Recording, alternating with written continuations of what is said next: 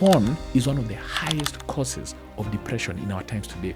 I don't know why psychologists don't tell us that. It's because it's one of those taboo topics. But if you look at the rates of suicide and depression as caused by porn, the results are very, very high. The process of getting to know a woman and even having sex with her before marriage is infinitely longer than the short distance between watching porn and masturbating. All right, it's definitely longer than this. Okay, so when you watch porn, you circumvent that process. The process teaches you things about love. The process of getting to know people, connecting with people, has become foreign to us. You're like, so you hear someone saying, "Oh, I'm taking her out on a date. I'm getting to know her. Have you slept with her yet?" No, I'm just getting to know her. I know people think you're weird. Yeah. People go like, why? Yani, uko na kitu na ulali nayo. 6 months. Yeah? 6 months and you're not touching. And so now imagine what is normal has now become abnormal. Yeah. Porn affects financial success. Oh. Right? So I'll tell you how. Yeah, it does. Okay, tell me how I'm going to become poor by being addicted to pornography. Before the show starts, I want to let you in on something. Episode 100, 101, and 102 of the Couch Connect podcast is going to be recorded live in the city of Nairobi, the city of Toronto, and the city of Minneapolis. If you'd like to be part of the audience, purchase your ticket now. Find the link in the description to this video below. Enjoy this episode.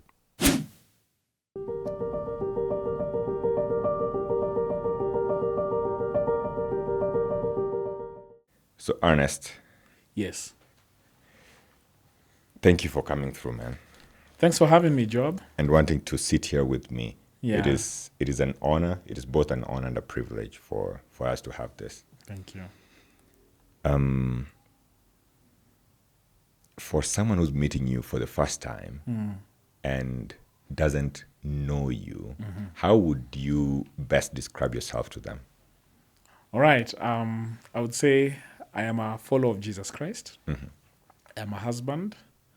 I am a father and a minister of the gospel, in that order. So Christ saved me when I was in high school. That's when I got to know him. I grew up in a Christian family. My mom is an Anglican vicar, but I really came to understand the gospel when I was in high school. And I am also a family man, as you've heard. My wife and I have been married for 13 years now. We got married on the 1st of September 2012, and we've got 3 children.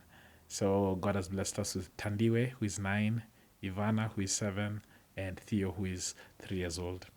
And I'm a minister of the gospel. So I run a ministry called the Relationship Center that promotes and defends biblical family values. So I'm all about the family. So under that ministry, we've got a number of things that we do to help the family.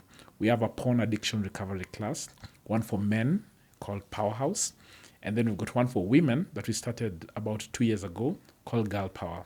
So I teach the men's class. My wife teaches the women's class. I teach a few of the classes conjointly with my wife in the women's class, but she does most of the teaching. And we also have an online premarital class. I don't know if it's Kenya's only online premarital class, but we've got a 12-week online premarital class. And we've got a single seminar called Boy Meets Girl.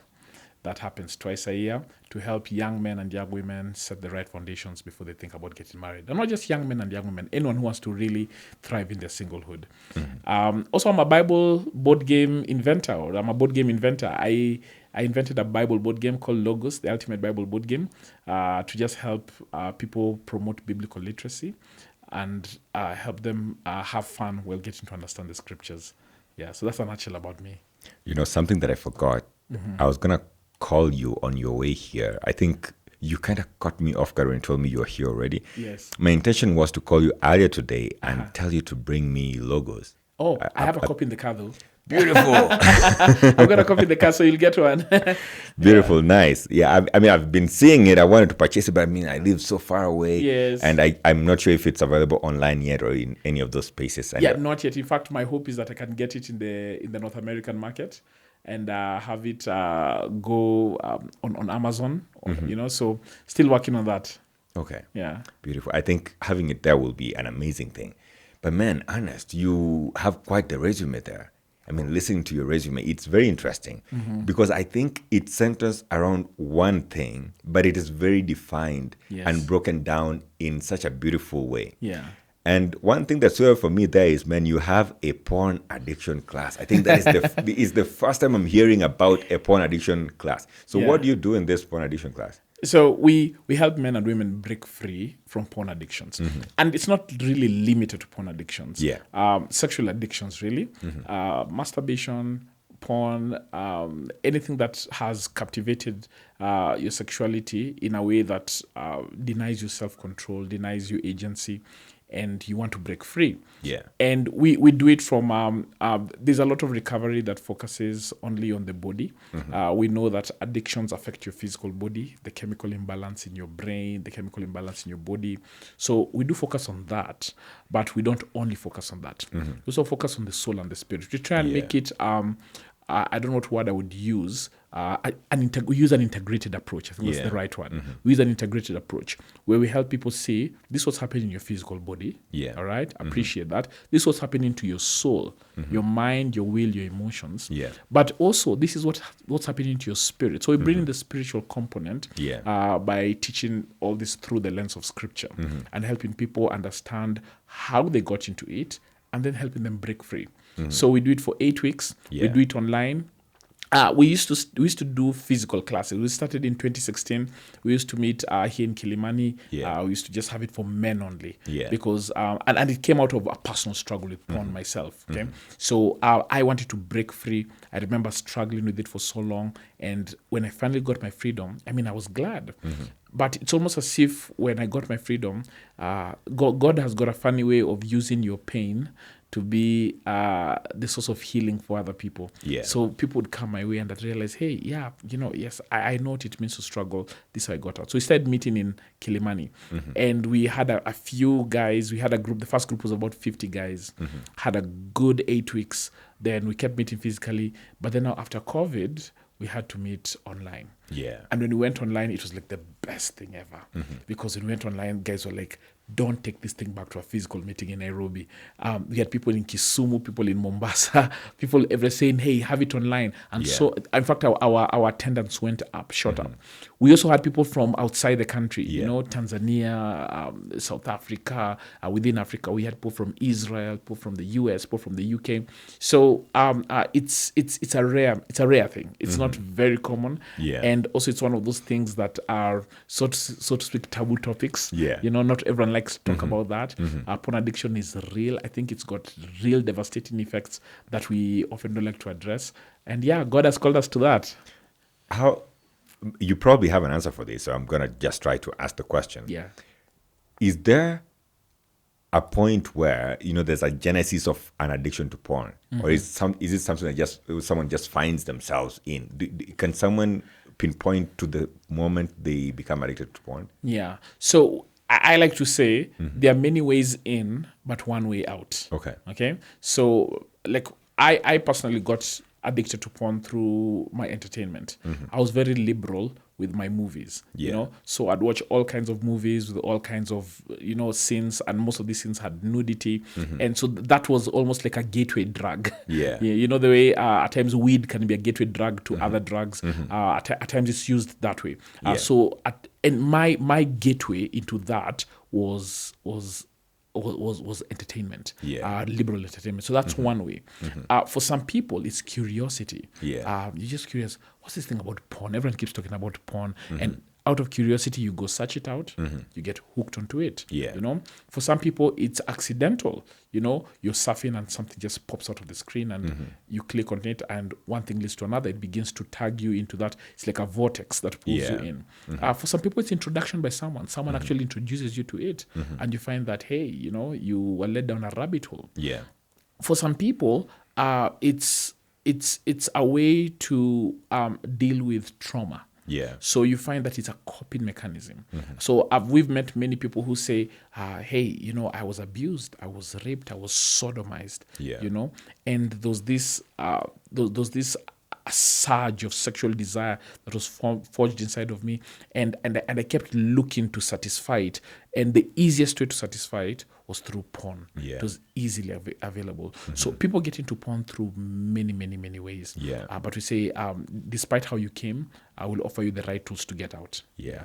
And I think I'm going to link your socials to the description of this video, so that if anybody is struggling with that and they want help out of it, they can reach out to you and you can take them through the 8 weeks, you said? Yeah. 8 weeks lesson or 8 weeks And course. our classes are absolutely free. We don't charge for them. You only require to buy the book. There's a book that we use that I've written called The Passionate Pursuit of Purity. So you use that book. But we offer the class absolutely free. Yeah. And we just tell guys at the end of the 8 weeks, just give an offering, give a gift to the ministry. Yeah. And even if you can't, we tell you, yes, just still come. Come so you can get the help, so that no one is exempt because something is perhaps too expensive or it's beyond their financial means. Yeah. So I've been listening to you here, and on the one end, I'm gonna be a devil's advocate here. So on the one end, there's a guy called Amerix. Amerix is anti-porn, I think. Yeah. You probably know Amerix. I know right? Amerix, yeah. On the other hand, I'm gonna have, I don't know if you know a guy called Mwafrika. Mwafrika, no, I don't. But tell me about him. Yeah, so Mwafrika is a podcaster. He's a Kenyan podcaster, and he normally says that if use porn to pleasure yourself because you need to bust a nut. That's what so you need to bust a nut so that you are free, so that you are mentally free and stuff like that. And if the way for you to bust a nut is by using porn, then do it. Yeah. So there's these two extremes. I'm gonna call them two extremes here of thought that porn is a good thing. It can help you out. It can help you masturbate, and by masturbating, you're busting a nut. You don't have the sperms inside you. Get rid of that release, that pressure. Yes, exactly. On the other hand, there's Amerix, who's anti-porn and anti-masturbation, because masturbation makes you weak and all that.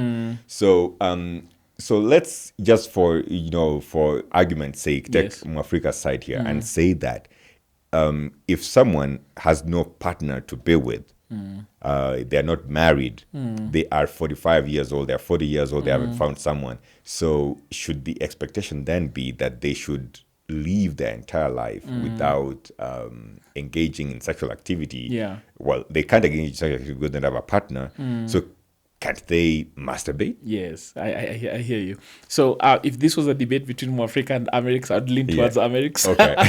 I may not agree with everything Amerix says, but I would agree with him on this particular matter. Yeah. And with good reason.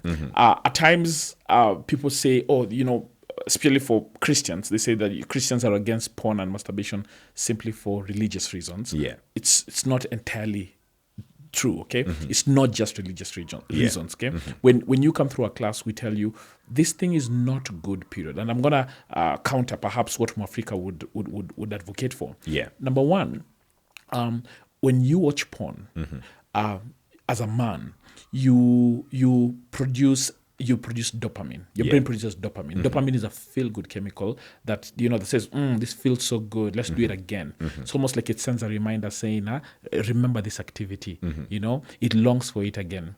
Now, dopamine is good because it helps us trace what is healthy for us in life. You have a good moment with someone, you have good food, you have good experiences, good memories. Dopamine is released. Okay, the way our body is meant to produce what I would call healthy dopamine is through what we call a reward cycle. A reward cycle goes like this: input, wait, reward. Okay, so that's simple. Input, wait, reward. It's almost like farming. Okay, you sow the seed, you wait, and you tend the seed, and then it grows, brings forth a produce. Okay, so dopamine almost works like that farming process, the healthy kind of dopamine. And that healthy kind of dopamine stimulates you to keep shooting for those goals in life that will give you that high, that healthy high. Now, the problem with porn is that it gives you what I would call a cheap dopamine. A cheap dopamine is a dopamine that comes from input, reward. There is no waiting period in the middle. And so it collapses the two. And what that does to you is that it weakens your thinking process. It weakens your brain. Okay? I'll come to the thinking process a bit later, but it weakens your brain in this regard. Okay? Your brain becomes a slave for instant pleasure. Because what your brain does is that it picks up repetitive patterns and it normalizes them. And whatever is done over and over and over, the brain will pick that up as normal. So when you have input pleasure, watch porn, masturbate, you rewire your brain to believe that the only way to really get satisfaction is through instant gratification. Yeah. And so what that does is that you hamper yourself from participating in real life, because real life's true pleasures come through the input, wait, reward. Yeah. All right. And so you start watching porn and you realize that you're constantly expecting that high. You're constantly expecting that high, and the addiction process begins because you find that you can't wait. It perturbs you to be in a space where you have to stay for periods without engaging sexually. So, for example, let's say you're sick. Let's say your wife is unwell, all right? You cannot cope with that stage in life that requires you to wait, okay? The next thing that it does is that porn causes your body to produce excess testosterone. As it is, testosterone is responsible for sexual attraction for men, right? And it's almost as if your body has got a healthy dose of testosterone for you to be healthily aroused to women. Now, when you watch porn, your body produces excess testosterone. As a result of that, you become hypersensitive sexually. Okay. You realize that you cannot move around and have healthy interactions with women without your brain thinking about them as sexual objects. So you find healthy interactions with women go down. Yeah. It's almost impossible for you to have a healthy interaction with a woman without your brain defaulting it to a sexual kind. You start to misread notions that women are sending your way, thinking, hey, does she want something? She's attracted to me. She's attracted to me. She wants something. No, she's not. All right. So you see, it affects your relationship with women. Now, one of the worst effects is when it produces a protein called delta phos B.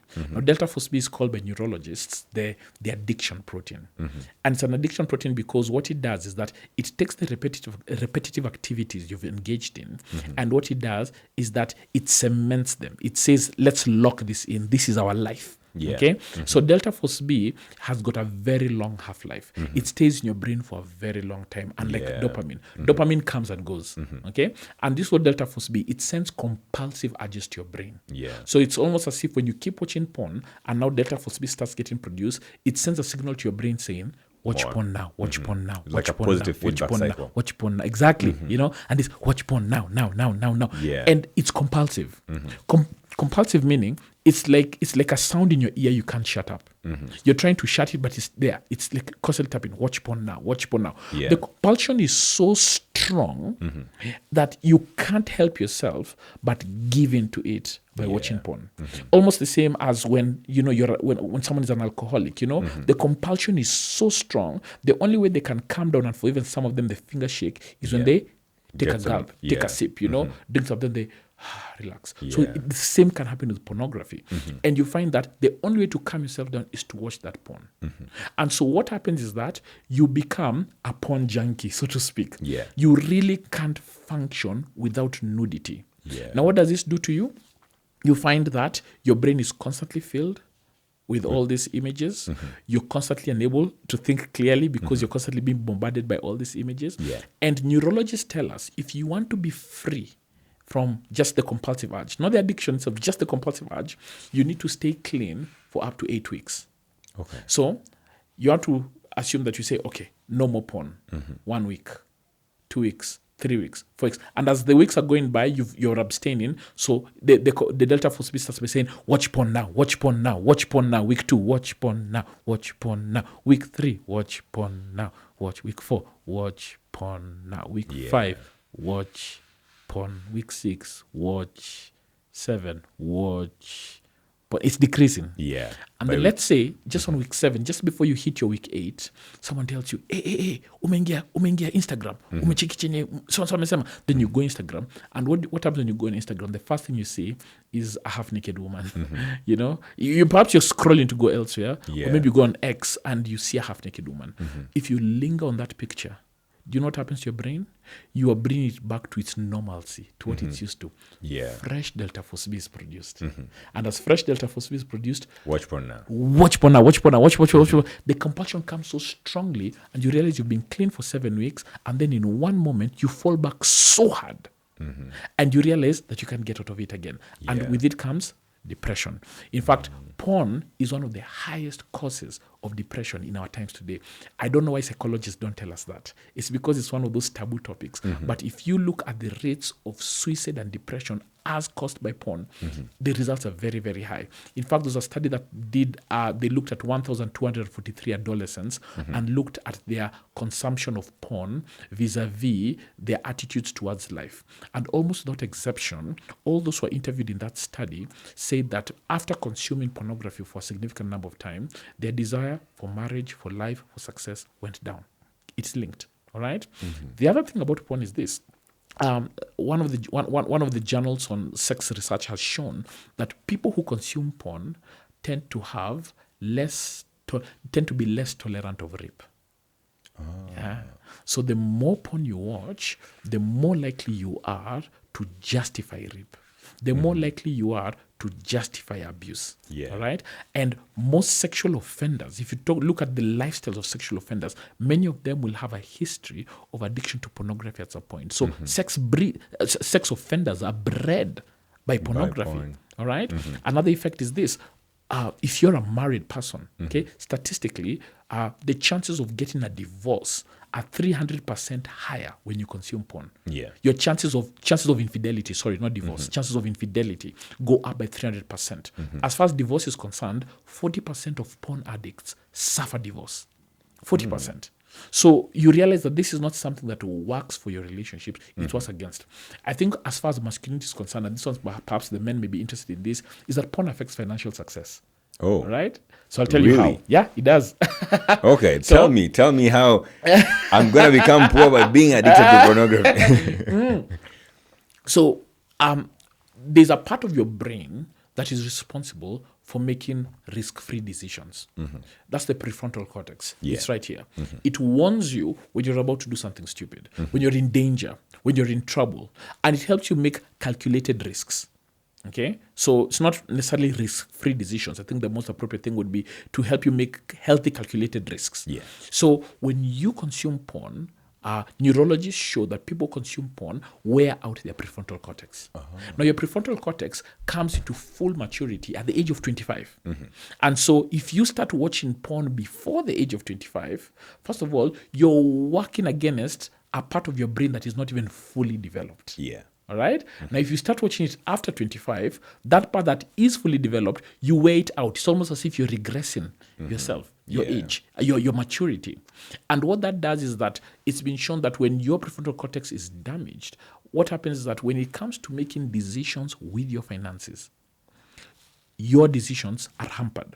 So several studies have shown where people who consume pornography tend to make horrible life decisions in the area of relationships, in the area of money, and in the area of time. Yeah. Right? And the effect of that is financial success dips.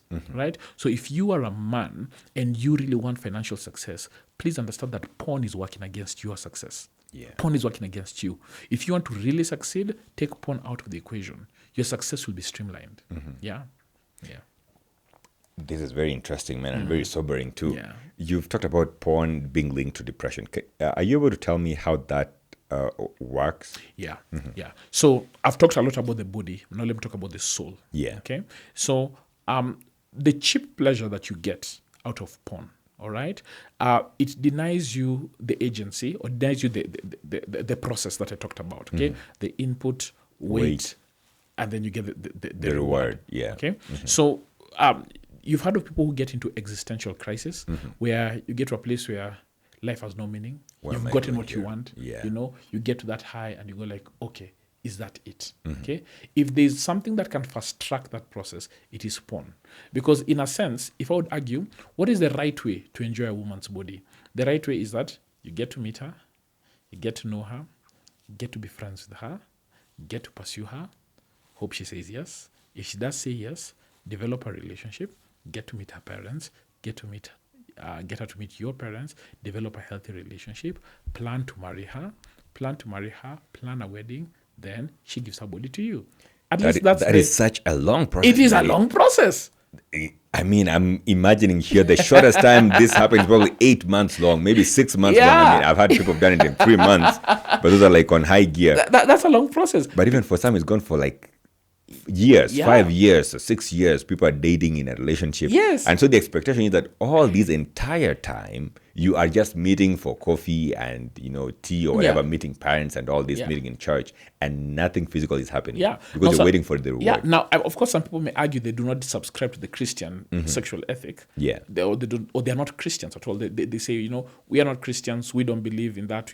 Or we can have sex before marriage. Okay. Yeah. But even if that's you, even if you're someone who does not subscribe to the Christian biblical teaching on sexuality, you need to understand that the process of getting to know a woman and even having sex with her before marriage is infinitely longer than the short distance between watching porn and masturbating. All right, it's definitely longer than this. Yeah. Okay, Yeah. so when you watch porn, okay, you circumvent that process. The process teaches you things about life. The process teaches you to understand people. The process teaches you to deal with conflict. The process teaches you to respect people. The process teaches you to wait. The process cultivates certain character in you that is necessary for you to thrive in life. If you go and just get the pleasure immediately, you deny yourself all the lessons and all the benefits that the process brings. And you get to this high that you've always wanted. And then when you get there, you think, okay, so I've got it. What next? Okay, then what? That begins the depressive cycle. You start thinking, what next? So what most people who are addicted to porn do is that you think there's something wrong with the high. I need a stronger high. And so you think perhaps it's the porn that I'm watching. I need to see porn with more than 2 people on a bed, And then when you get that high, you realize that's not it. Okay, maybe I need a what next? And what happens that you get you porn has got levels. And you find that you keep getting from one perversion to the next, one perversion to the next. The more you go down that stream of perversion, all the way even at times to even bestiality porn, all kinds of porn, necrophilia, gay porn, lesbian porn, whatever it is, you realize that you get this high that satisfies your physical body, but that drains your soul. Your soul, okay? So you find your mind is weakened because it cannot engage healthily in life. In fact, one of the things that happens initially when people watch porn, the initial feeling is normally shame. The initial feeling. And I've seen this to be studied. After they watch the porn. After watching porn. And this has nothing, suppose we say, but that has to do with your religious values, how you are brought up. This has been proven to be true, even with people who are not religious. That the first time you watch it, when you're done, there's an overwhelming feeling of shame. Okay? And what has been shown is that with time, statistically, especially with teenagers, that when you keep watching porn, that shame eventually dissipates. And it's like that part of your mind, that conscience shuts down and you watch without feeling that guilty feeling anymore. Right? So what happens when you feel that shame? It means there's a part of your conscience that is speaking out. There's a moral part of you that is speaking up. Okay? You keep watching porn, you kill that. And if you kill your moral compass, what do you expect out of life when you need to make decisions that are good for you? You don't consult it anymore. Even if you do consult it, it's a broken compass. It doesn't work. All right? And what happens if the decisions that come after that are troublesome and you realize you could have done something to stop it? You feel depressed. Okay? The next thing that makes you feel depressed is your will. Your will is weak because every human being craves freedom. All right? For us to be able to sit in this podcast, to talk, to meet without being policed, without being manned, what are you saying, without, the government controlling what we say. It gives us joy. It gives us joy. But imagine if before every podcast, you had to be vetted, you had to be controlled, every episode had to be, if you had no media freedom, all right, what would that make you feel? Despondent. Exactly. And so a will that is not free brings about despondency. And so the depression comes there. And then thirdly, your emotions. Okay? So this is what porn does. Porn gives you a fantasy land, a land of fantasy. And I remember when I was struggling with porn, it was a good way to escape a troubled life because you get into this world where no woman says no to you. The women in porn always say yes to you. The women in porn are excited to see you. They want you. And it can get to your mind. You can think, that's how it's supposed to be. That's how it really is. You come into the real world and you realize women are not like that.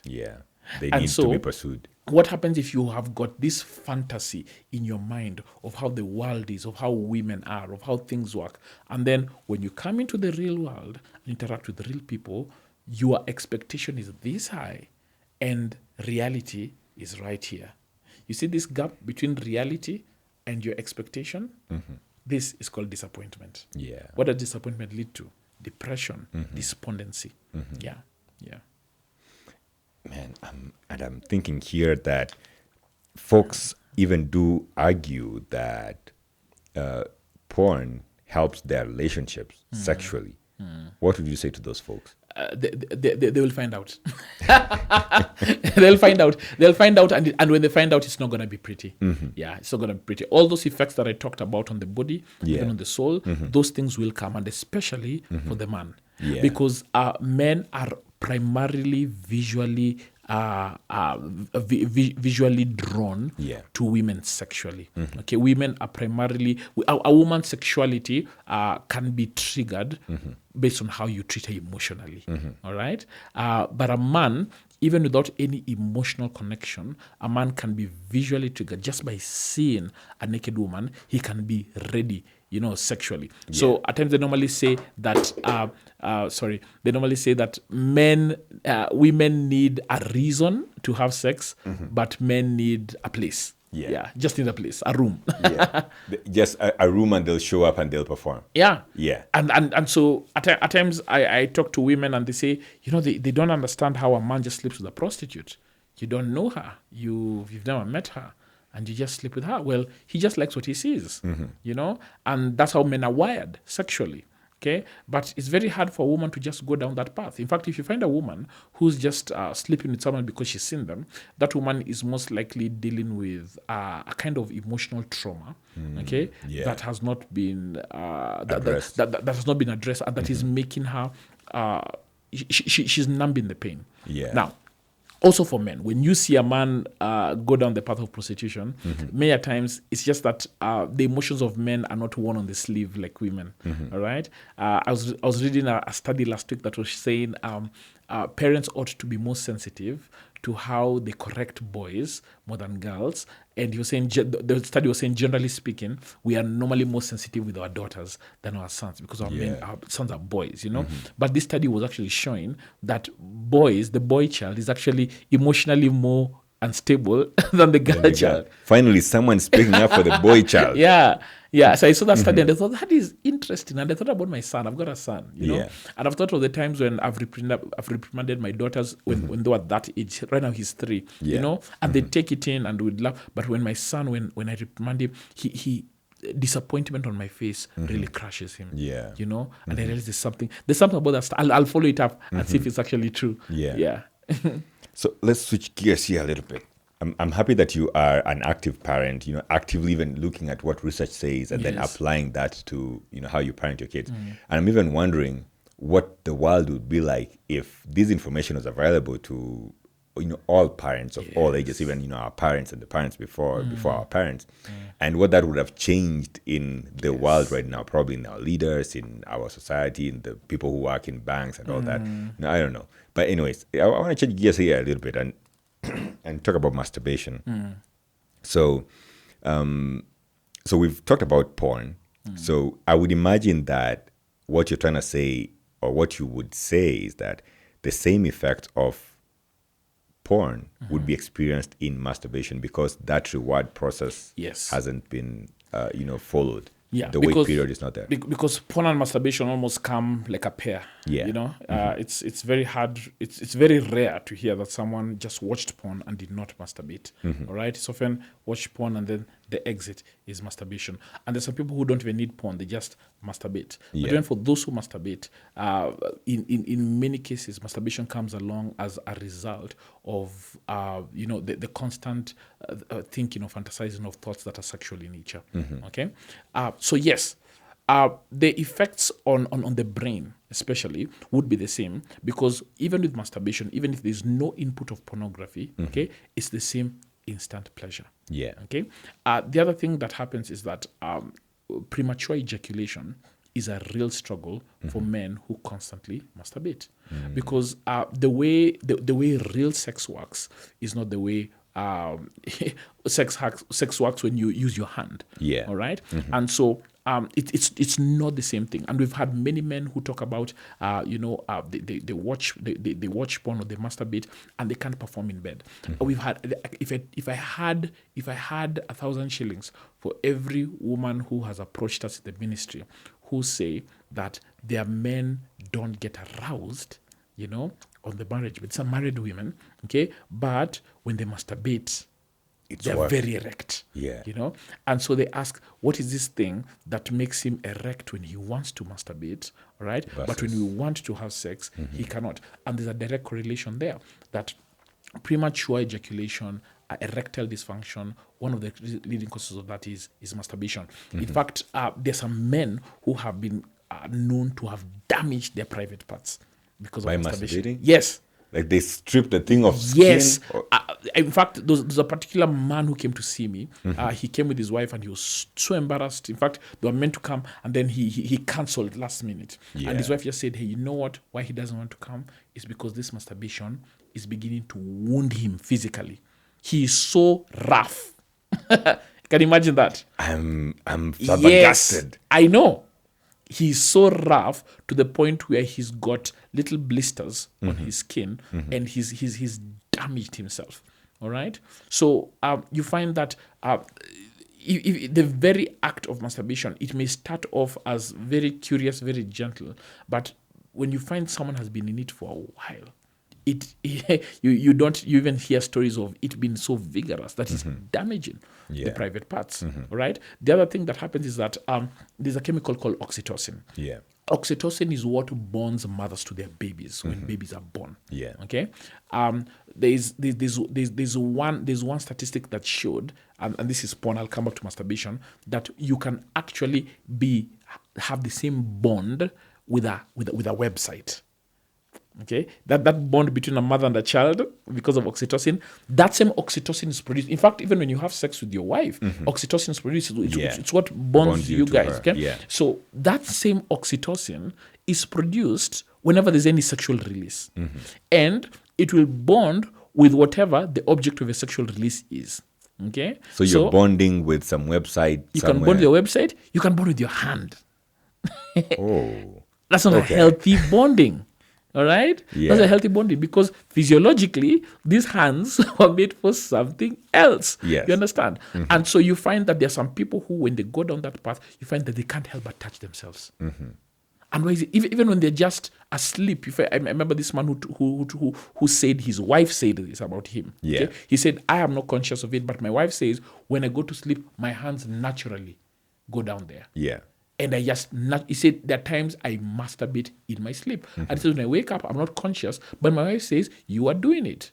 Now imagine that you have no control, or rather, you do have control, yes, but subconsciously, because when you're asleep, your conscious mind is, your subconscious is more awake than your conscious mind. But in your subconscious mind, your hands just go to your private parts.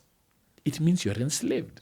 All right? Yeah. So even though masturbation can be done without the input of pornography, the effects are just as dangerous, especially on the depressive part, on the depression, and the feeling of despondency that I talked about. Yeah. I don't have the statistics for this, but I talk to many of my friends, and many of them say they are single, both male and female friends. Yeah.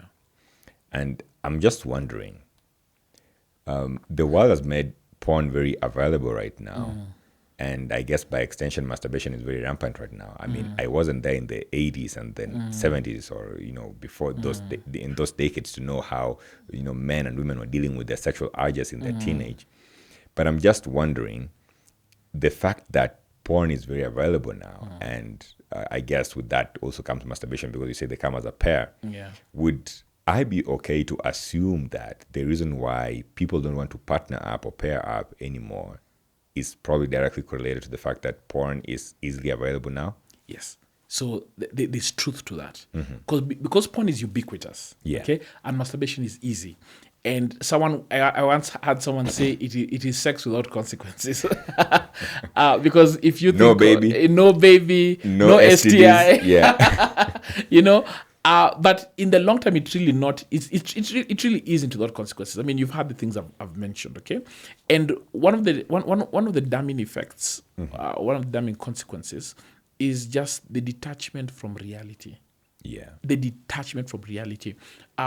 Real satisfaction comes from connection. Human beings were made to connect, okay? And so it is true what you say, that because of frustrations in perhaps interpersonal relationship between men and women, the gender war, people swing that way easily, okay? And it's just easy to, me and my problems, let me deal with them. I'm easy, I can handle myself. But you can actually get to a place where you can't handle yourself. And depression leads to suicide, okay? You can actually get to that point, okay? Real healthy interpersonal relationships requires you to actually step out of your comfort zone and connect with people. Now, is that easy? No, it's hard, okay? But guess what? It's meant to be hard. Yeah. It's meant to be hard. That's part of the process. And what porn and masturbation have done is that they've become so ubiquitous, they become so normal that the process of getting to know people, connecting with people, has become foreign to us. Yeah. We're like, so you hear someone saying, "Oh, I'm taking her out on a date. I'm getting to know her. Have you slept with her yet?"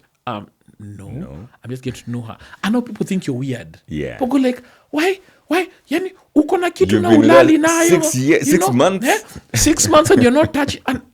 And so now imagine what is normal has now become abnormal. Yeah. All right. And then what is working against the health of your body and your soul and even your spirit has now become the normalized. So the script has flipped. So you're very right in saying that has been one of the contributing factors in our society. Yeah. Yeah. I don't know if you know this, the sexual devices. There's one that is very rampant right now everywhere. And I even saw Crazy Kenna made a skit on it recently called The Rose. What do you think is making these sex toys very rampant? But not only that, I think very acceptable. Because what I feel is that people have gotten to accept them so much. And I have a theory here. I'm imagining that maybe ladies don't want to associate with men anymore because there's consequences that come with the man. They don't want to be cheated on. Yes. And maybe they started using the rose, and probably what happened is they enjoyed the rose more than they were enjoying the male sexual organs. Yeah. And they're like, you know what, I'm gonna stick to the rose now. And maybe that positive feedback cycle continues happening with their friends and etc. and so on. So what do you say about that? All right. So when it comes to sexual connection, pleasure is in two forms. Yeah. Okay. There's physical satisfaction, but there's also soul satisfaction. Okay. So Gary and Barbara Roseberg are authors who've written a book called The 5 Sex Needs of Men and Women. And they did a research of more than 1,000 couples. Okay. And they came up with this book called The 5 Sex Needs of Men and Women. And in their book, they show that for both men and women, sex is not just about the physical satisfaction. Okay. There's that. Everybody wants their orgasm. Everybody wants to feel good. Okay. That's okay. That's good. Go for it. But most people really want, okay, a connection. In fact, when he lists the 5 sex needs of men and women, number one for the men was mutual satisfaction. Every man wants their woman to be satisfied. Okay. Yeah. Number one for the women was affirmation. Women want to know that they're beautiful. But number two for both men and women in that list was connection. Yeah. Connection. And that was very interesting. Okay. That after our gender specific needs, mutual satisfaction, men want to be, protectors, providers, and then for the women, affirmation, women want to feel safe, they want to feel beautiful. That number two was a match, connection. And that tells you, and the connection basically by definition is that I know that this person wants me. And there are certain needs in connection that I feel accepted, I feel affirmed, I feel appreciated. Accepted, I belong. Affirmed that I'm someone of value. Appreciated that my effort and my input is recognized. That is a major need for men and women in the act of sex. That is something that a sex toy cannot deliver.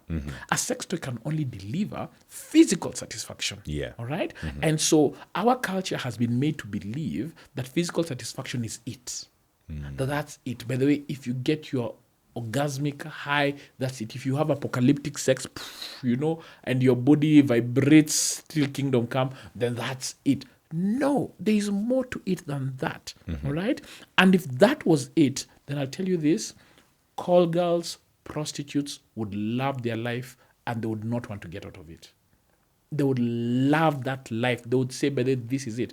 The reality of many prostitutes, look at ministries like that of Lila Rose. You hear people who come and say they had all the sex in the world. But what happened afterwards is that they felt very, very empty. Yeah. So there's a second kind of pleasure that comes from someone who really accepts you, who really affirms you, who really appreciates you. So people are running to sex toys because, one, people are deficient of true love. People are deficient of true love. People want true love. Yeah. And it's very possible, like what you've said, that perhaps, let me speak for let me regard the women, because most of these sex toys are made for women. Yeah. You find that you've been scorned in the area of love, relationships, and men. Yeah. And so perhaps you've bought the feminist ideal that says, you can have everything without a man. He's just a sperm donor, But you realize that beyond that physical satisfaction, and if you want a child, a sperm donor, that is a connection that God has given us to have with people of the opposite sex. And we are not in competition. We are meant to complement one another. That a sex toy can give. All right?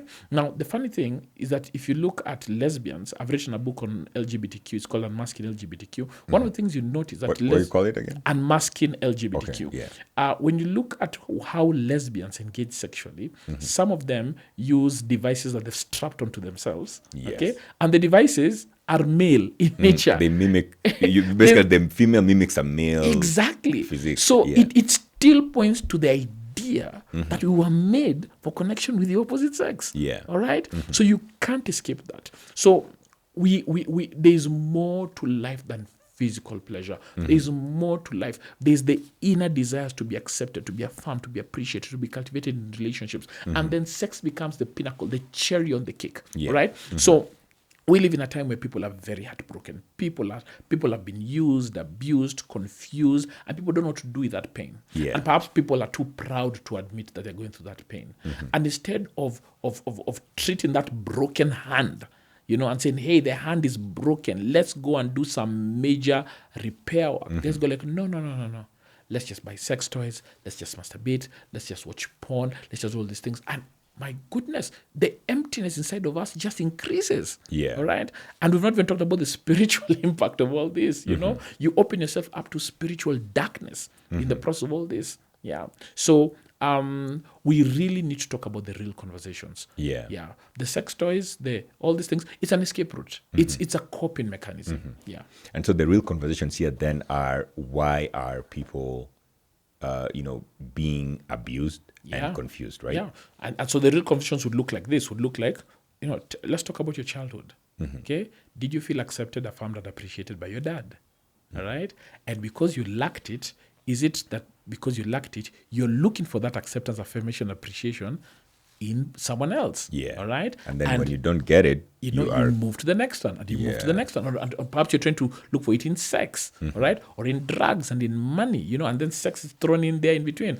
How's your relationship with your mom? I'm currently counseling a young man who he's had a traumatic relationship with his mom, and he's only come to accept it, and he's in his early 30s, and he was telling me, and I told him, dude, your mom hurt you. But we've been brought up in Africa, parents never make mistakes. Parents are absolutely perfect. I told him, you have to accept the fact that there's pain in your marriage, in not your marriage, in your relationship with your parents. Yeah. And he came to admit it because the mom would do things like, like when burn him with an iron box, do some really, really painful things. And now he's married. And he's married to his wife, and his wife, just in her very powerful personality, is very direct, very very vivacious, and it's reminding him of his mom. Yeah. And so then that relationship then becomes strained. Yes. Yeah. So now he whenever his wife gets emotional or a bit excited, he closes up. Yeah. And he doesn't know he closes up, but then now he's realized, it's because when I see her, I see mom all over again.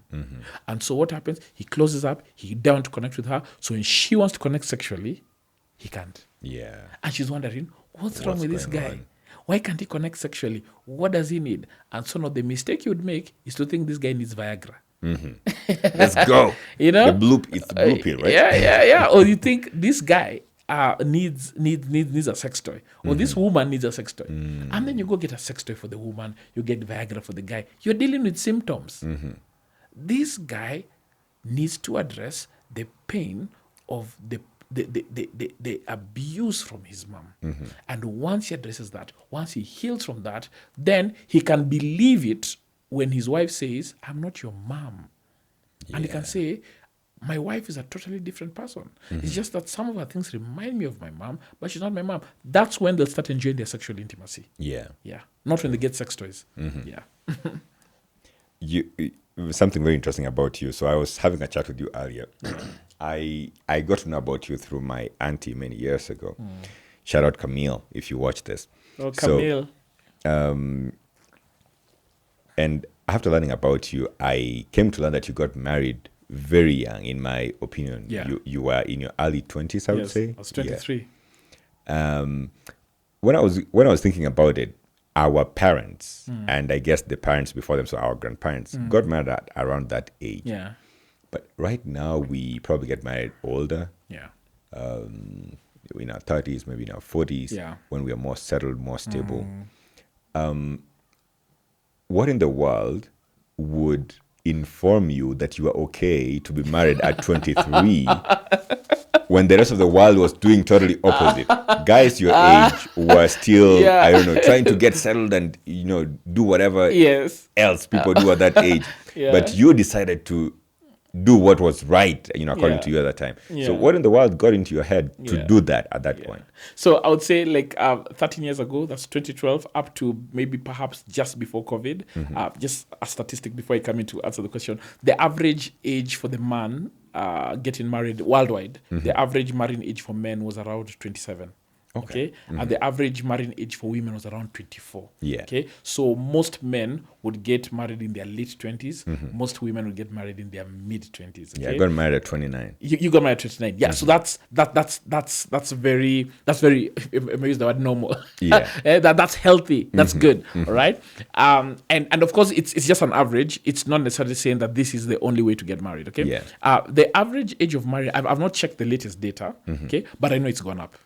I know there are many 30-year-olds who are not yet married and who don't plan to marry soon. There are many people who in their 40s who are not yet married or who don't plan to marry soon. Or if they plan to marry, you find that it's soon, but you don't see any signs of that happening. Okay. So when I was 23, I got married because I normally tell guys the short answer is that I was ready.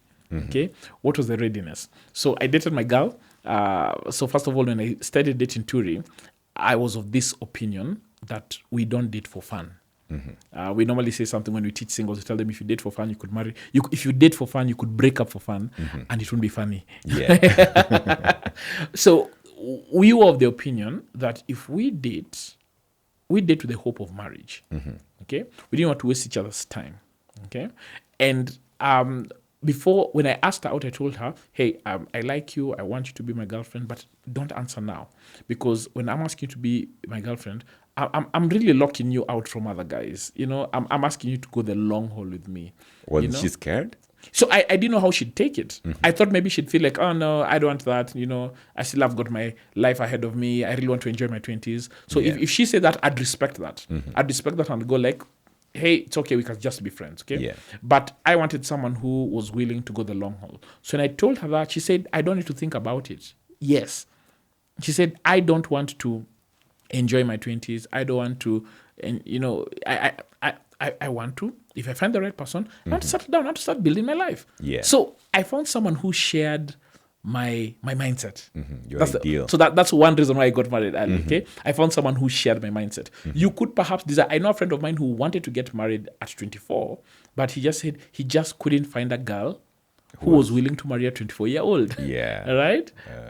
So I found someone who was willing to do that. Okay. Yeah. Secondly, when we started dating now, we started thinking long term. So, for example, when we were in school, we were students at USIU, and Camille will tell you this, we were part of the drama team, but also we were student leaders, but also we were working at the same time. I remember using my campus time so well. Yeah. So well. I remember I used to teach French at a school called Mountain View. My wife and we both used to teach French. Okay? Yeah. So we were very keen in using our time well. By the time we completed campus, I had more than 2 years working experience in my CV. And I had a company that had employed me for 2 years with a recommendation letter. Someone said, this guy worked for us for 2 years. So do you know how easy it was to land a job for me?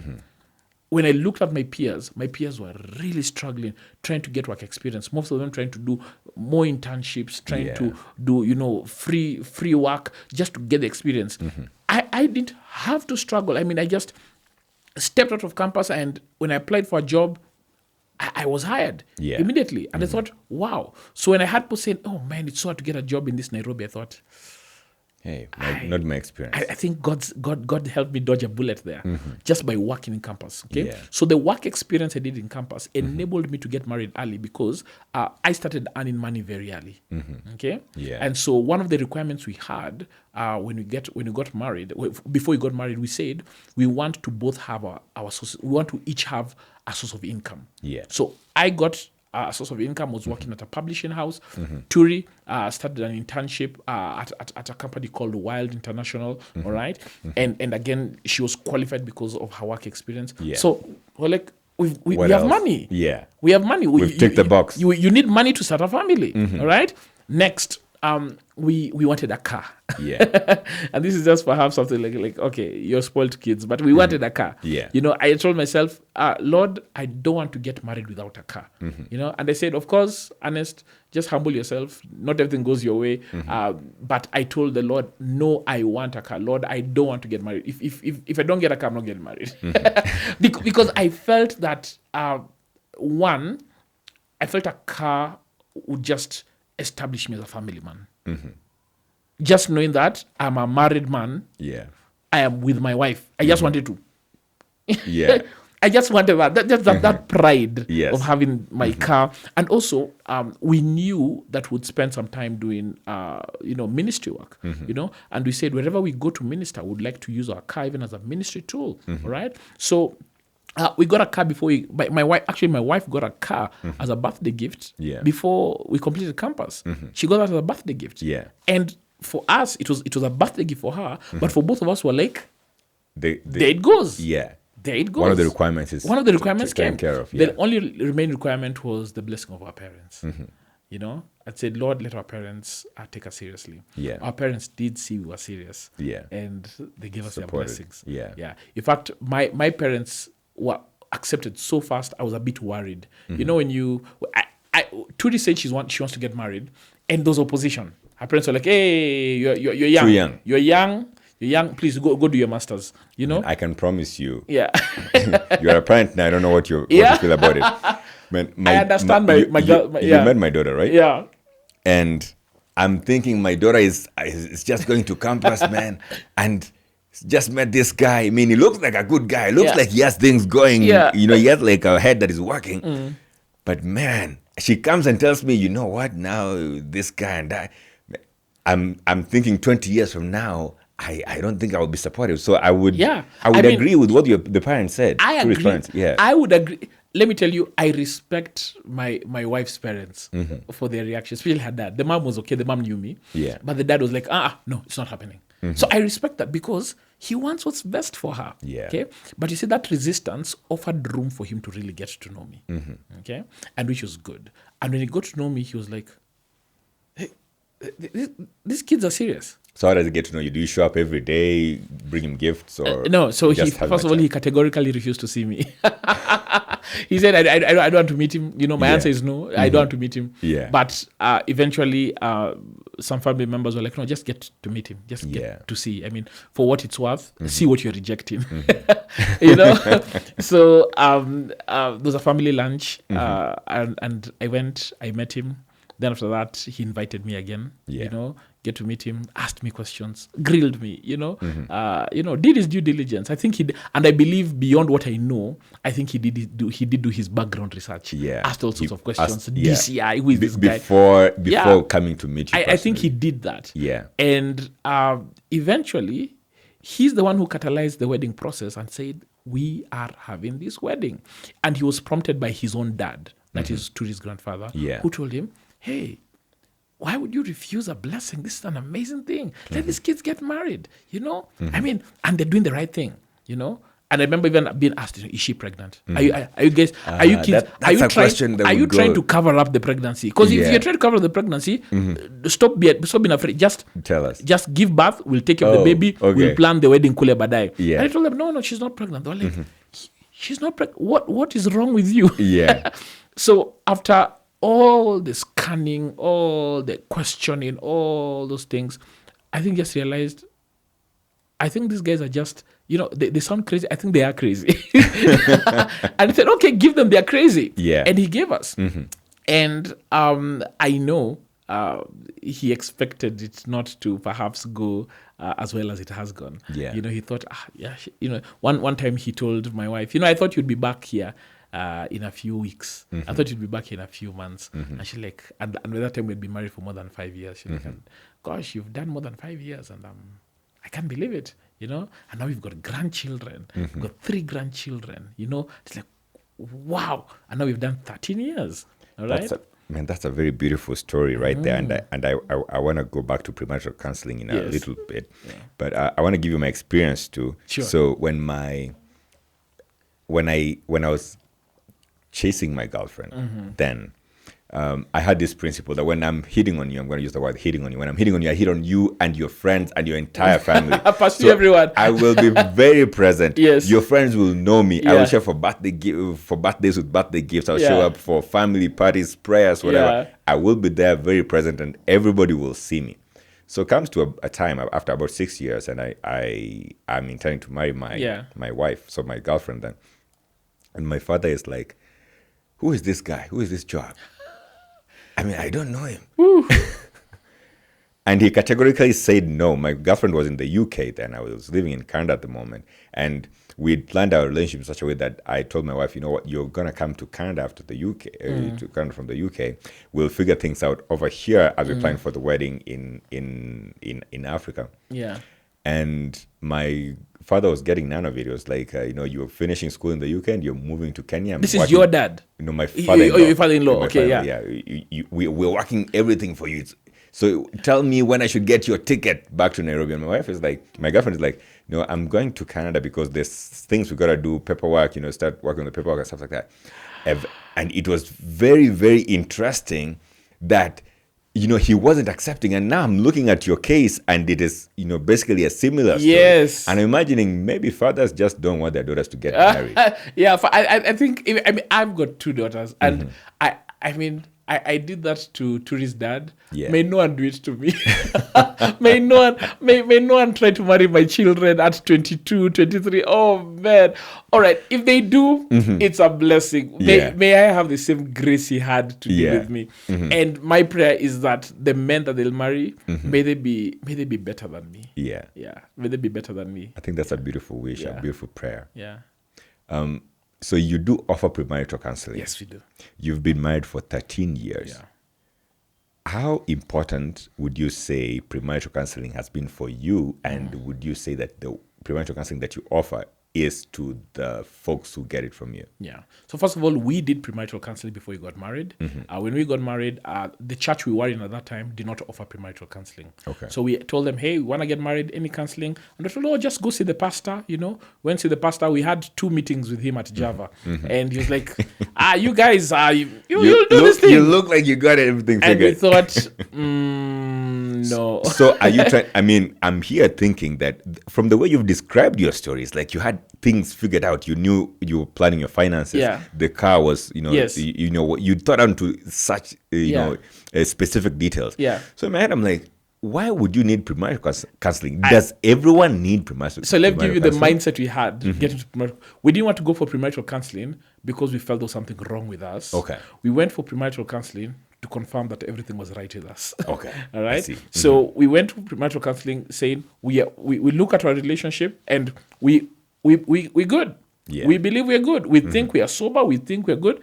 But let's just go hear it from a third party. Yeah. You know? And so you go to someone who does not know you, who's married, who's married for a while, and they can give you some realities. So you can go back and say, oh, well, we were deceiving ourselves. We are not ready. Call off this wedding. All right? So we went for premarital counseling and also just to prepare for married life. We knew it's a new season. There's some things that perhaps we may be shocked. Why get shocked when you can learn? So we did our premarital counseling with ICC Church. Pastor William Odero was our lead facilitator, and it was a 10-week class. And it was amazing. We met other couples and we really valued it because one, it gave us confidence to marry. So it was like a many couples class. Yeah, it was many couples in one class. So it gave us confidence. We knew we are doing the right thing. Yeah. So any anxiety of, are we doing the right thing? That disappeared. Okay. And then also, when we were facing resistance to our parents, it grounded us. We knew, no, we're doing the right thing. Yeah. Okay. The pastor himself affirmed us and says, you guys are good to go. Yeah. So we're like, okay, good. The teachings were like, you guys are good to go. So that's one reason why we did it. Yeah. And so when we got married, we eventually we'd start. We've been ministering to singles for a very long. Ever since we got married, we've been ministering to singles. Okay, and we've had this seminar called Boy Meets Girl that happens twice a year. I was gonna say that about Boy Meets Girl because I think there's a book by is it Jeff Harris? Yeah, Joshua Harris. Joshua Harris. Yeah, called Boy Meets Girl. Boy Meets Girl. Yeah. So Joshua Harris and I read Boy Meets Girl when I was single, and even his other book, I Kissed Dating Goodbye. Yes, that one. So we created a platform for men and women to just understand biblical truths, you know, so that when they get married with knowledge, with wisdom. Yeah. So, and that was our ministry for the longest time. We were focused on singles, but the singles here being singles being unmarried persons. Okay. Unmarried persons. Okay. So they've been dating, courting, but they're not yet married. Yeah. So what happened is that we had many people who met at Boy Meets Girl and were planning their weddings. Yeah. And they told us, hey, we came to Boy Meets Girl. We attended it for like 4 years. Some of them said, we even met at Boy Meets Girl, you know. So do you have something for us premarital? And just tell them, oh, it's okay. Just go to that church. Go to that church. We direct them, you know.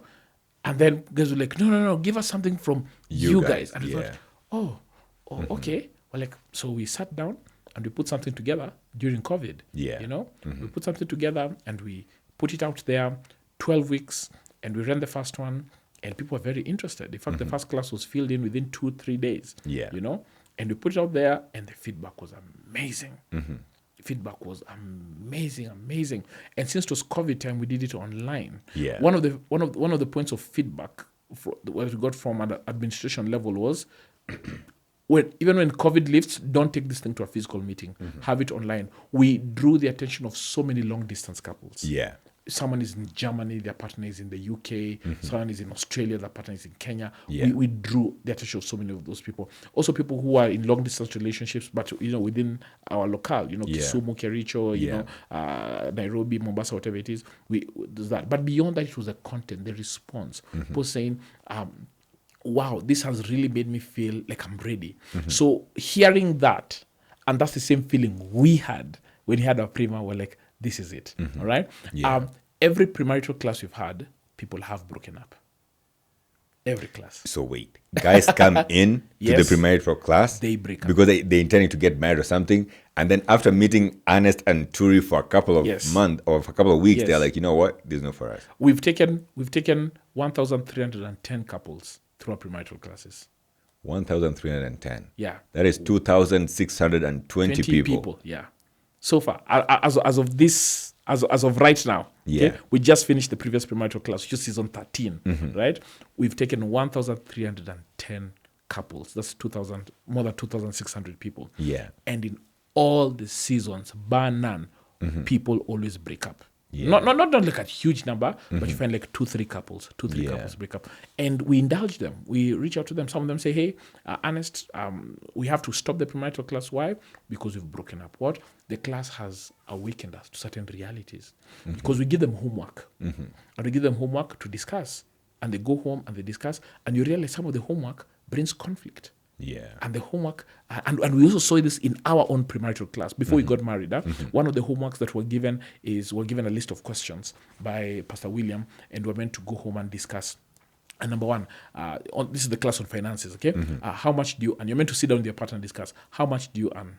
How many assets do you own? How many liabilities do you own? Are you expecting an inheritance? Where do you bank? How do you bank? How much land do you have? Well, and you're meant to be very open and discuss. Those are some people would say those are very personal questions, man. I mean, especially in an African setting. Your partner should not know the back of your hand, sort of thing. But marriage is very personal. And so you find that people who want to get married but still retain the single life. Yeah. And so you tell them, ask these questions. And so some people go like, some go like, I know the answers to these questions. Well, not all of them, but I know this, and this.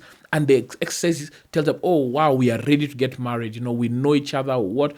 Some people go and they go like, whoa. Like one couple came and told us, Ernest, you've stressed me with that homework. We're like, why?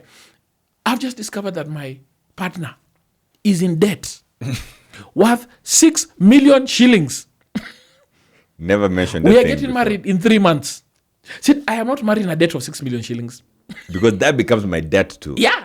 When you marry, your credit marries, but also your debits and your debts marry. They marry, your debts marry as well. So they were like, they postponed the wedding. Yeah, they didn't break up. Sort the debt first, and then we can talk about marriage. They didn't break up, but they sorted it out. Yeah. So they were like, in fact, she was like, thank God for this premarital class. Yeah. And because she asked the guy, when are you going to tell me? The guy was like, man. And the guy said, I think I would have told you after we got married. And she asked him, if you told me this after we got married, how do you think, after we got married, how do you think I would react? Yeah. Said, I'd be very mad at you. That would have destroyed our relationship. I'd feel cheated. I'd feel used. Said, thank God this thing came out before marriage. And then she said, thank God Ernest gave us that assignment, and they're able to work it out. I'm finding very interesting questions what is another interesting question that you give your couples as homework? Okay, so our question on boundaries. Okay, so we ask people to talk about their past. Are you still in contact with significant people like exes? Yeah, have you drawn boundaries with them? What's your relationship with them right now? Are they in the past? Are they still active in your life? And you hear people saying that, oh no, we work together. We have a business together. Yeah, you have a business with your ex? Like, no. Like, wait. This is interesting. Wait. I know so-and-so. You didn't tell me you dated her? Oh, yeah, we dated some time back. Hey? Okay. I see you guys behaving a certain way. I thought you guys are just friends. Oh, yeah, yes, but she's also an ex. And like, So you have to talk about that. Yeah. And do you think that then this brings more friction? Because when people are answering these questions, how do they deal with the friction that comes with some of these questions? So we've seen the best of both worlds. In one scenario, like I told you, this case of the couple that discovered the debt. The money, yeah. It brings them closer. In some cases, it brings them closer. They talk about it, they discuss it, and they find a solution. For some of them, it just disintegrates them. Yeah. They go like, no, I can't deal with this anymore. And you realize that there was some infidelity, some cheating, some things that were not right. Yeah. I remember in another situation, some questions we ask, we tell them to talk about, for example, in the class before, we have a class on sexual intimacy. Yeah. The class right before it, we give them some homework and we ask them, please talk about, have you been abused? Have you been sodomized? And you have to share with your partner. And some men come and say, Ernest, my gosh, my girlfriend was raped. I had no idea. And said, okay, what has that rape done to her? Did she get counseling? No, she didn't get counseling. What did she do? She just moved on to life. I said, okay, what do you think that will do to your marriage? What thoughts does she have about sexuality? Well, for her, she's not looking forward to sex in marriage. In fact, she's dreading the first night, but she loves me very much. She says she'll do it for me. How do you think that will work out? Maybe not in the best interest of not in your marriage. Best interest. Yeah. So those are questions that people ask before, and you find the girlfriend is being asked, has anyone ever sodomized you, molested you, or even a guy, And the guy saying, I came to this premarital class, and that thing happened 15 years ago. I told myself I will never bring it up again. This premarital class is making me remember trauma that I went through. And I tell them, we are not revealing it to traumatize you, to re-traumatize you again. We're revealing it to you so that you can get healing. Yeah. Now, there's couples who've been married probably didn't go through a wedding ceremony or anything like that. They did the common law marriage. Yeah. So they've been together for years, and they probably never had a chance of premarital counseling because they've always been thinking we are gonna get married, but they're now 5 years into a marriage or 10 years. Yeah. Do you think it would be important for people like this to get, now it's gonna be in marital counseling? Yeah. Or not only those, but even those who never had some proper premarital counseling. Yeah. So first of all, we do have married people who attend our class. Okay. The premarital class. The premarital class. Some of them just go like, we've been married, we didn't do this thing, we want to do it. Okay. Yeah. Some say, hey, we want to do a refresher course. So one of the projects that we are working on right now is a post-marital class. Yeah. You know, a series of classes for people who are already married to just strengthen their marriage, to help them equip themselves to just navigate areas that perhaps they did not sort out right. Because some of the couples who come for the premarital class, they say, we're already married, but we want to do this. I remember the previous class that we've just completed, we had 2 married couples. I think we had 2 or 3. I think I remember 2 couples who are married, okay? One of the couples, when we did the class on sexuality, the lady, she almost cried. She said, oh my goodness, I wish someone talked to me about sex this way before I got married. It would have really helped me and my husband. We had such a horrible time at the beginning, and so she was appreciative of the fact, So there's some who do that. Even for those who decide to cohabit, and they do come come and we take them to the classes. So, but we are working on a post-marital class. I hope all goes well. I hope we do offer it. Perhaps the pilot will be next year. But right now, for married couples, we've been having an annual marriage conference. The first one was last year. We're having the second one this year. It's coming up on the 20th of November. Yeah. I think you also used to do or still do dinners for couples. Yes. I think I used to see those back in the... I wasn't married then, but I used to see them around. Yeah, we did that. We were approached by a certain hotel, not a hotel, sorry, a restaurant. Yeah. A Low Blossom restaurant in Kigiri. And we had a few events. Then we've not had some... We've not had any this year. Yeah. We'll probably go back to having them. It's also because the people we're working with, Nairobi life, people are... demanding all this, but we'll probably go back to it. Yeah. How valid are the 5 love languages? Gary Gary Chapman. Yeah. Very, because and it's one of the things that we teach in intimacy in marriage. Yeah. Because it's a love, but an expression of love. It's as important as going to the market and wanting to buy something, and someone is speaking your language, speaking English, speaking Kiswahili. Ignoring them is as frustrating as going to China, going to Guangzhou, and you're trying to speak English, and the other person is like, ni hao, ma wo, hen hao, debushi, and you're like, oh my gosh, it's that frustrating. And it's also necessary because each of us, we're very unique, and the way we feel loved is not the way our partners feel loved. And the way I feel appreciated, affirmed, accepted, perhaps it's through acts of service. Run errands for me, fuel my car, wash my car, collect my laundry. Then you really, really care about me. I feel really cared for. Okay? But perhaps for my wife, it is not acts of service, it is quality time. Time. Get home early, spend time with the kids, spend time with me, let's go for a date, get to find out how I am. And so you really need to know what really speaks to your partner's heart so that you hit the right spot. And also so that you meet a need, okay? You don't just be a generalist and hoping that things will work out well. Which is, I think, one of the leading causes of people separating is just sitting back and hoping that things are going to work out, especially in the face of trouble. Somebody gave me an example, and they said that when you ignore something, it's like when you have a carpet and there's a small bump on a carpet. When you have a problem, it's like a small bump on a carpet. You can walk over it and you'll probably be fine. But as problems keep piling up, or issues keep piling up, that bump keeps becoming bigger and bigger. There'll come to a point where you can't just walk over that bump. You're probably going to trip and fall on it, or something's just going to give. And I think that's what happens with many relationships.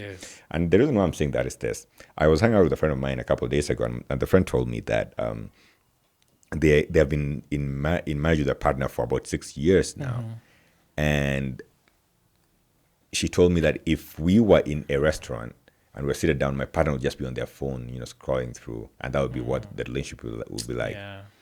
But if I was here with a young guy who's interested in me, way younger than me, maybe 5-6 years younger than me, he would put his phone aside on silent or whatever, and he would give me all the attention. Yes. And I'm sorry to say that, man, I would even probably tend to give my body to this guy because he's giving me attention.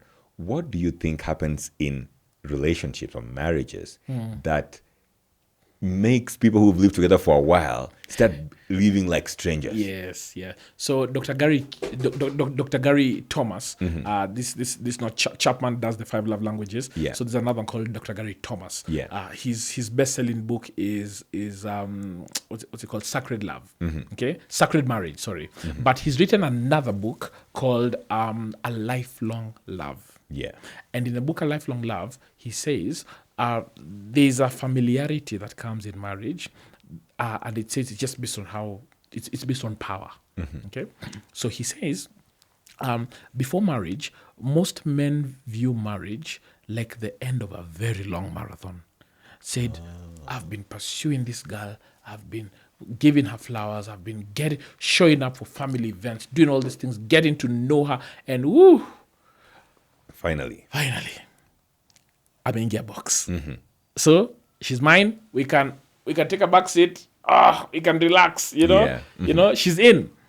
And he says, generally speaking, and he begs to stereotype to get his point across, but generally speaking, because not every marriage is the same, said many men relax when it comes to pursuing their wives after marriage. Yeah. He says, on the other hand, women view marriage as the beginning of a long marathon.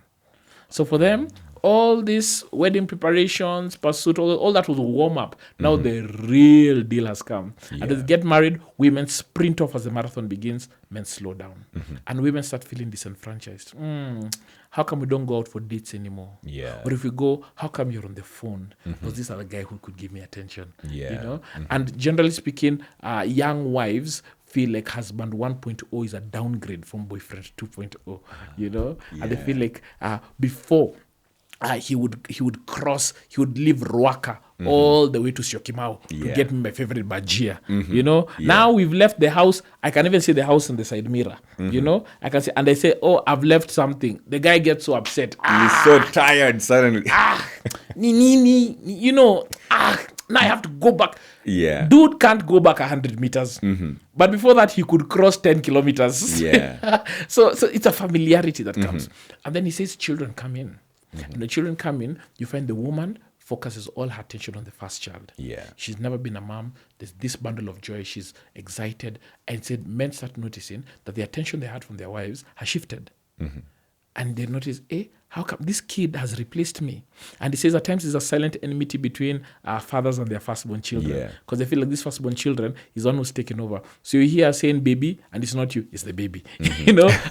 I'm not baby anymore. Yeah, you're not baby anymore. You know, I'd go like, oh man, you know, what's happening? And you know, wives tend to overcompensate with the children. And husbands feel like, I mean, food is late. Not only is food later, you know, we're not as sexually active anymore. Yeah. You know, all her attention on this baby. You can be having a conversation. The baby happens. She can leave me in the middle of conversation and run to the baby. You know, so there's that frustration. And Dr. Gary Thomas says, if you extrapolate this, you'll realize in different seasons of marriage, someone has more power than the other. Yeah. So, for example, before marriage, the woman tends to have more power because the wedding cannot happen unless she says yes. Yeah. After marriage, in the early years, the men tend to have more power because the woman wants the pursuit, but the man has relaxed. When the child comes, the woman has more power. Okay, she's the primary caregiver in the early years of the kids, you know. So the husband feels left alone. Then when the kids get older, you know, and maybe the man gets a job that's paying him more, he has more power. You know, someone gets an inheritance, they have more power. Someone is loved by the children, they have more power. I say power keeps shifting in a marriage. Yeah. And he says the thing that makes people grow cold and distant is when the power is used selfishly. When you don't share the power. Yeah. When I get the power and I use it for myself, I benefit myself. And my spouse is crying out saying, hey, please reach. I need you. And go like, no. You'll be okay. You'll be. I'm the powerful one. I'm the one who speaks. I'm the one with the money. I'm the one who's loved by the children. I'm the one who's control. So yeah, I'll withhold sex.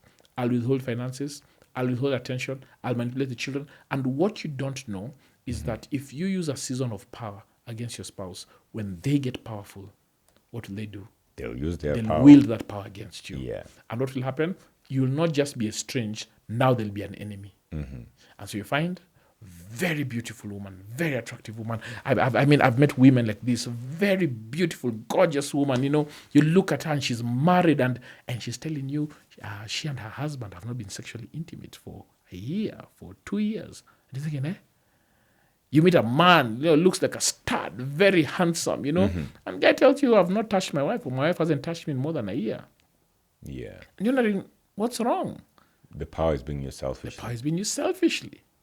And you find in those moments, now that married woman is looking attractive to someone else. There's someone else who's sharing power with her. This man, there's someone else who's sharing power with him. Yeah. I'm tempted to imagine that your mother is the vicar, right? Yes. I'm tempted to think that she must have infused something in you when you were still young. And I'm saying this because I tend to see the love of Jesus in you, the unselfishness, the grace, and all that. But now it becomes interesting because you and your wife tend to be doing stuff together. You seem to be working together. You are running all these seminars together. You live together, raise kids together. Yes. And I've heard some couples say that when, couples work together, when they leave home, they go to work together, they tend to become estranged. Yeah. So what do you think in your case has enabled you guys to... I'm choosing to believe that you guys are so much in love with one another. So what has made you guys stick together like this? And how could that example then be achieved, or that kind of life be achieved in the lives of these other couples who seem to be estranged when they work together for long? That's a great question. So yes, you do have conflict when you work together. You're different personalities, different ways of doing things, you're different people, right? And Turi and I have had that as well. There are times she's very conscientious, attention to detail. I'm very big pictured. She's very detailed, So because of that, at times, some things fall through the cracks for me, but for her, she gets everything. And because she's very conscientious, at times I feel like, she's spending too much time and we need to move, So those things happen. However, for us, we do love working together. I love working with my wife. I love ministering together. We just came from Mombasa this past weekend. We're ministering to couples from Nairobi Chapel on Ngong Road. Had a wonderful time with them at Bahari Beach Hotel. And we love working. One of the things that has helped us do that is that we still have our individual lives. I still have my life as Ernest. She still has her life as Turi. And the way we do that is this, okay? There are times Turi needs just her time off to recharge. Yeah. And how she does that is at times she goes on retreats. She takes time off to just connect to the Lord, to just go, even if it's just to do her hair, go to the spa day, At the time she just takes leave and she takes a day off, goes to a restaurant, goes to hang out, goes to the park, and we afford each other that time. Okay? On my birthday, she gave me a day off. She gave me a 2 nights. Was it 2 nights? Yeah, one night at Serenity. I went to Serenity in Red Hill, and I was just there by myself in the gardens, with the birds. And that is necessary for us to come back and work together peacefully. Yeah. Okay? So there's that individuality that we still maintain, right? Hobbies. My hobby is origami. I still do origami. There are times when I want to recharge, I just lock myself in my office and I fold. I do my thing. She does her baking, and now she's incorporated the kids into them. The kids help her baking. I do my own reading. She does her own reading. So we've got our own individual goals, right? I've got my vision board. She's got her own vision board. She's got goals. We've got our goals together, but we also have these things that marriage has not made us lose our individuality, especially for her as a woman, because at times many women feel like they lose their individuality, that they just bore kids, have had children, became homemakers, and that's it. But there's more to life. You've got spiritual gifts, natural gifts, acquired gifts. You've got passions, personalities, experiences, both good and bad, that you can pursue as an individual. And we also stay cognizant of this fact that we'll stand before God on the judgment seat as individuals. Yeah. That really just helps us still have this autonomy and be refreshed. It's not the kind of autonomy where we're living separate lives, but we are really just refreshed, just to come back and be and do a better job whenever we are required to work together. Yeah. I think that is beautiful, the fact that you guys have kept your individual lives, and it would be important to see how that would play in other couples' lives. But let me come back to you a little bit. You seem to have, I still go back to your mother having had a big hand to play in you, and I guess the rest of the village that raised you. Because I learned that you can speak French. Yes. And you spoke a little bit of Chinese here, and it seemed quite proper. I don't know how proper that was. Just a few words here and there. But you're also into this Japanese art of origami. Yes. And so how does that come about? How are you able to become this multifaceted person, at least in the creative sense? Yeah. All right, so I'll maybe speak a bit into some of that. So first of all, the Chinese I spoke here, that was just like that's like just basic Chinese. You know what you hear on the street, what you see in a movie, which most people I can tell you easily don't speak. Well, me included. I mean, the only Chinese I could tell or that I know is ni hao. Yeah, and that's about it. Nothing else beyond that. And I can't speak Mandarin. Let's just start there. I can't speak Mandarin to save my life. You know, you dropped me in Shanghai or wherever you drop me, I'd struggle. Yeah, so is that you trying to say that you speak so there's Mandarin and there's Cantonese. So is that you trying to say that you can speak Cantonese? No. I like that. He can't speak Mandarin, but he can do Cantonese. Just a good one. Yeah. But I'll tell you this. One, I'm passionate about languages. Okay. So French, I did French in high school. Yeah. Okay. Went to university. Before university, I went to the Alliance Française. Yeah. I did some French as well. So by the time I was even teaching French in that school, I was fresh off school. Oh, I see. Fresh off school. Yeah. So it was right here on my fingertips. Okay. I mean, right now, if you drop me in France, you know, I'd get my way. I'd not struggle to get my way through the streets because we went all the way to the advanced level. Okay, but the thing about language is that when you don't speak it, it's kind of weird out. Okay, so I wouldn't say I'm fluent in French, but I would say maybe I'm proficient. I can read it very easily. I can write it here and there.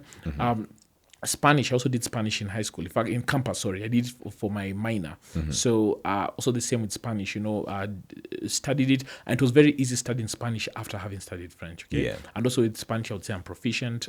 If you drop me in Madrid, you know, ¿dónde estoy?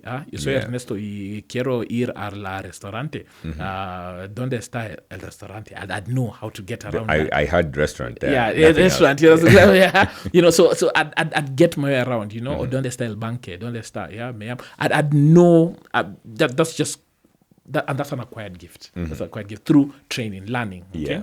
So I got that, I think I would say, and it's interesting you mentioned my mom. In fact, when you say that, I thought, does Joab know that side of me?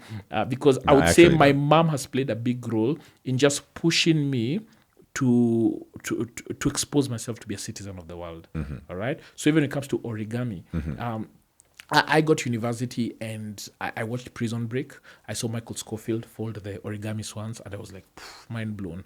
So I decided to go online and just see how to do it. I learned how to. I actually learned from a friend first. Then I went online. Yeah. Then I just kept learning. Then my mom encouraged me. She used to go to the US. She'd bring me origami paper. You know, so she'd encourage me. I remember the time she was in River Road. She went there to do her errands, and she saw this shop where they were selling papers, and she bought lots of papers and brought them to me and told me, "Hey, Ernest, for your origami." So she's been someone who's really encouraged and brought all these gifts to me and encouraged me to go for them. And I also think that you just don't use your gifts. So you went to school for French. You eventually became a French teacher. Yeah. But I also remember that you used to teach kids origami. Yes. Yeah. So you basically, whatever you're doing is you do something with it. You just don't have the skill. I don't like to get. I don't like dead skills. I don't like dead skills. In fact, right now, one of the things that this year, one of the things that I've really been battling is that with Camille, we were in the drama team. Yeah. With Camille, and my wife was also in the drama team.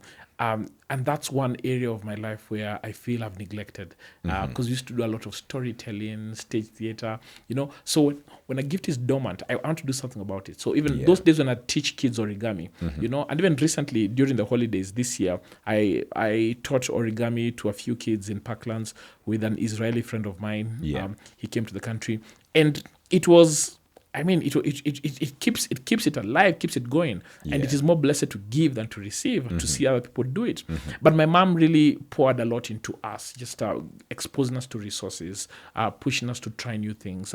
My mom tries new things. My mom doesn't shy away. My mom does new things.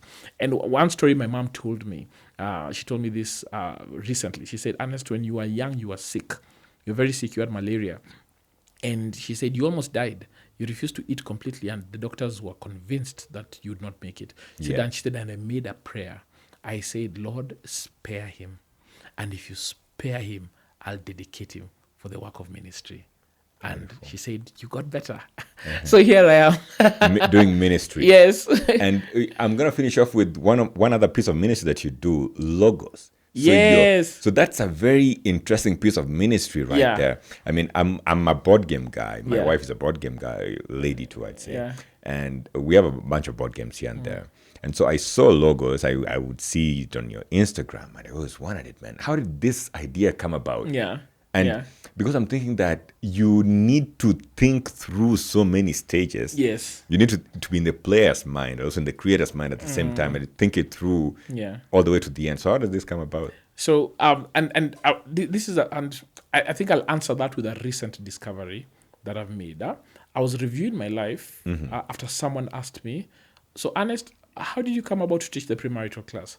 How did you come about to teach the porn addiction recovery class? How did you come about to release the board game? And I realized there was a pattern. I realized when I looked at what God has given me. So I'd mentioned before, I'll mention it again, spiritual gifts, natural gifts, acquired gifts, passion, personality, experiences. Yeah. When I look at those things, okay, and I break them down, okay, I realize that there are certain unique combinations of those that brought about certain outcomes. So, for example, and I'll come to the logos. For example, the porn addiction recovery class. Yeah. Experiences. I had an experience where I was addicted to porn. Yeah. Okay, so that's an experience. Okay, spiritual gifts, teaching. I've got a spiritual gift of teaching. All right. Okay, passion, biblical literacy. So put that together. All right. I've got a passion to help people who are struggling with porn addictions get free through biblical literacy. The porn addiction recovery class came. All right. The premarital class, experience, got married young. All right. Passion, spiritual gift, teaching, personality, extroverted, loves people, loves being around people, loves porn in my life. Put all those things together, the premarital class came about. So I realized that's the same thing with the board game. That's what the board game came about. One of my natural gifts, creativity. Yeah. Okay, creativity is one of my natural gifts, and it's expressed in many ways. So one of the ways it's expressed is through origami, through writing, and so in this unique case, I took creativity, Bible literacy, all right, and I put that together, and you have a board game. All right. Yeah. So it came about because I was really concerned about the biblical illiteracy. Whenever I'd go around preaching and ministering, I'd be like, people. You speak to a group of people and you realize the scriptures are not as well known as you think they should be. And I feel like it's becoming more rampant now than before, because long ago growing up, I'm a Seventh-day Adventist. So Yes. a Seventh-day Adventist church, and we're known as people of the book because growing up we used to basically know the Bible in our fingertips. But now when I go preaching too sometimes. Yeah. And I mention a Bible verse, and including John 3:16, which is a common verse, and people just don't. People look at you like, what story is that? So that's happened to me as well. I'd preach and I'd look. You remember that story where this guy called Naaman was healed? He had the leprosy, and guys go like, I'm thinking, So I came up with a creative way to help guys know the word of God, but have fun at the same time. Okay, so that you don't need to be in a church setup to engage the word of God. You can be at home in your sitting room, and it's a fun way for even families to come together, play games and get to. It challenges your scripture memory, it challenges your biblical knowledge, and so that's how logos came about. Yeah. Beautiful, man. I think you have this interesting life, and I don't know if you've written many books. I don't know if you've written a biography or a biography sort of situation. Oh wow. Maybe when I'm in my sunset years. But the thing is, you never know when you'll die, so maybe it's good to write it in bits and pieces. But you've written so I knew your fiction books that you Yeah. wrote, at That was least my 10 first years book. ago. The first book was The Human Temple that I wrote, I would say 13 years ago. All right? Yeah, It was- I think I learned about 10 years ago. Okay. Yeah. Yeah. And then now after that, I wrote Last on the City, a guide on sexual purity, which is now available for free. We made it free during COVID. So it's Yeah. available as a PDF. You can download it from our website.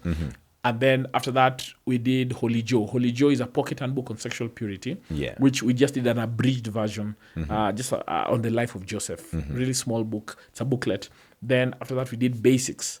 Yeah. Basics is what we use for a premarital class, setting the right foundations to marry well. Yeah. And then after that, we did Unmasking LGBTQ. All right? We did Unmasking LGBTQ just to answer many questions on LGBTQ came up. We did that. Yeah. And then what we did is that we now decided to republish a second edition of Last in the City. But in the process, ended up writing a whole new book. Yeah. And so Last in the City came out as a 2.0, but also got a new So it was meant to be Last in the City second edition. Okay. But then now we added so much more, and it had been 10 years since we wrote it. We realized, there's so much that we know now. There's so much new statistics that have come out, new data, new information, new, same old Bible passages, but new ways of looking at them. Yeah. And so we wrote a whole new, so we wrote The Passionate Pursuit of Purity, which is our latest book. Yeah. And when you say we, are you talking about you and Turi? All right, so I, the only book I've written with Turi is Basics, Yeah. and in Basics she contributed a chapter. Yeah. So I did 12 chapters. She did. So there are 13 chapters in the book. Yeah. They're 13 or 14. Gosh, I think there are 14 chapters. So I've written 13 chapters. She wrote one. What is this writing process like? I'm gonna put. I guess folks are gonna be interested in these books, and we're gonna put where they can find them in the description of the video below.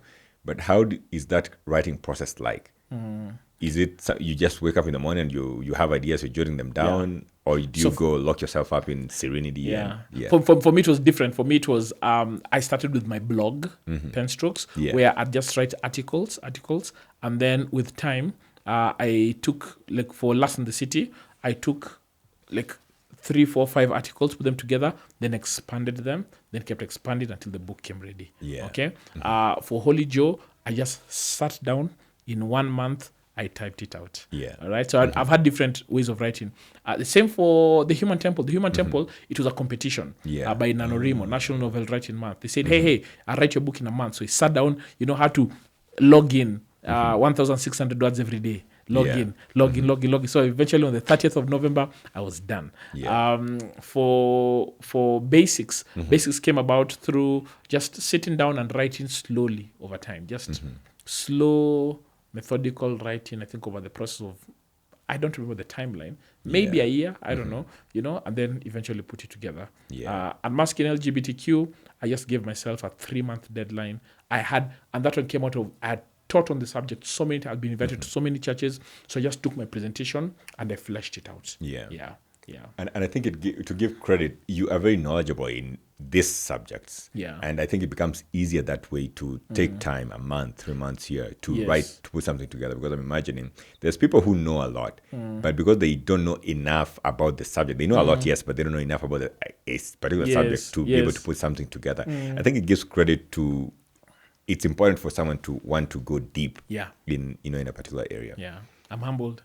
As we're landing this plane here, Ernest, there's a tradition that we have here. Yes. We normally treat our guests like presidents. Yeah. And so we borrowed this from the American presidency, where the president in office will leave a letter to the next guy coming into office. Yes. And this is what we do here, is ask questions. The guest who was here before you left a question for you. Oh, wow. And you're going to get an opportunity to leave a question for the next guest on the show. So normally I don't see this question until you're seated right before me. Yes. And it's very interesting. So the guest who was here is an artist, and he decided to draw the question instead of write the question. I'm just seeing it right now, and I'm blown, because he had only a second to write the question. So I'm going to show it to you instead of read it to you, and then you're going to read it out, and then you can answer it. Are you chasing your dreams?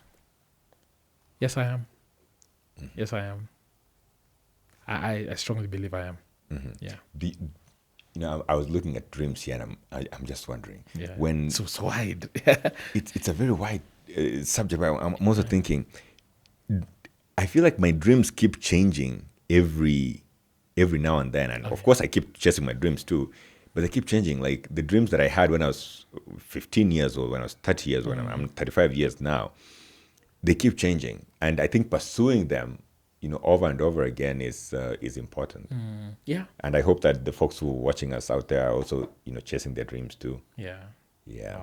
Wow. So here is your opportunity to write your question. So whenever you're ready, you can just All right. write it down. Okay. I saw the other one with a signature. Yeah, I think the guy just decided to write his signature there.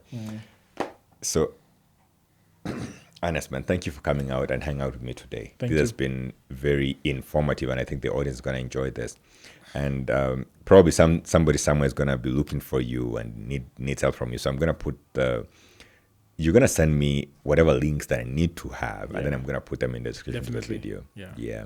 So, Ernest, it's been great hanging out with you. And as we are landing this plane now, it is possible that as folks have been listening to us, they didn't hear anything.